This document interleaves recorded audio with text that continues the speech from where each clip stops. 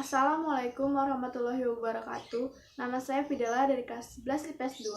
Saya akan membahas tentang pemberlakuan PSBB dalam upaya mencegah rantai COVID-19 demi mewujudkan persatuan dan kesatuan bangsa Indonesia. PSBB atau pembatasan sosial berskala besar merupakan pembatasan aktivitas tertentu penduduk dalam suatu wilayah yang diduga terinfeksi COVID-19. Yang jumlah kasus atau jumlah kematiannya selalu naik secara signifikan dan cepat menyebar luas ke wilayah sekitarnya. PSBB dilakukan untuk mencegah penyebaran lebih luas terhadap virus COVID-19. Lalu, apa bedanya PSBB dengan karantina wilayah? PSBB merupakan pembatasan kegiatan tertentu dalam suatu wilayah yang diduga terinfeksi penyakit untuk mencegah kemungkinan penyebaran penyakit. Sedangkan karantina wilayah merupakan pembatasan penduduk dalam suatu wilayah, termasuk wilayah pintu masuk beserta isinya yang diduga terinfeksi untuk mencegah kemungkinan penyebaran kontaminasi virus. Kriteria wilayah yang menerapkan PSBB adalah memiliki peningkatan jumlah kasus dan kematian akibat penyakit COVID-19 secara signifikan dan cepat, serta memiliki kaitan epidemiologis dengan kejadian serupa di wilayah atau negara lain. Pembatasan kegiatan pada PSBB meliputi peliburan sekolah dan tempat kerja, pembatasan kegiatan agama, pembatasan kegiatan di tempat atau fasilitas umum, pembatasan kegiatan sosial, budaya, pembatasan moda transportasi, dan pembatasan kegiatan lainnya, khusus terkait aspek pertahanan dan juga keamanan. Untuk pembatasan kegiatan di tempat atau fasilitas umum dilaksanakan dalam bentuk pembatasan jumlah orang dan pengaturan jarak orang, terkecuali bagi yang pertama, supermarket, minimarket, pasar atau toko tempat-tempat penjualan bahan pangan untuk kebutuhan sehari-hari, serta toko yang menjual peralatan medis.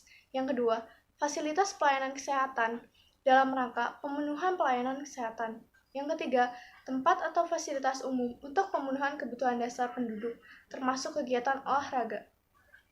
Pada pembatasan kegiatan sosial dan budaya dilaksanakan dalam bentuk pelarangan kerumunan orang dalam kegiatan sosial dan budaya, serta berpedoman pada pandangan lembaga adat resmi yang diakui pemerintah dan peraturan perundang-undangan.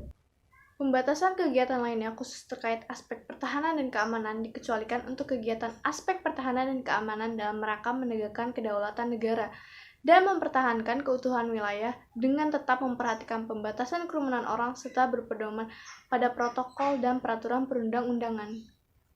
Di DKI Jakarta sendiri, PSBB mulai diberlakukan pada tanggal 10 April 2020 dan akan dilaksanakan selama 14 hari ke depan. Namun, jika jumlah korban dan jumlah kematian terus meningkat secara signifikan, maka PSBB akan terus dilanjutkan hingga setidaknya korban mulai berkurang. Sebagai warga negara yang baik, seharusnya kita menaati semua peraturan yang telah dikeluarkan pemerintah dalam melaksanakan PSBB, seperti belajar di rumah dan juga bekerja di rumah, dan hanya keluar bila diperlukan, contohnya untuk membeli bahan pangan. Dalam kegiatan PSBB ini, masyarakat masih diperbolehkan untuk bekerja, namun senantiasa untuk menjaga jarak mereka satu sama lain, dan dalam satu ruangan hanya dianjurkan untuk diisi oleh maksimal 5 orang.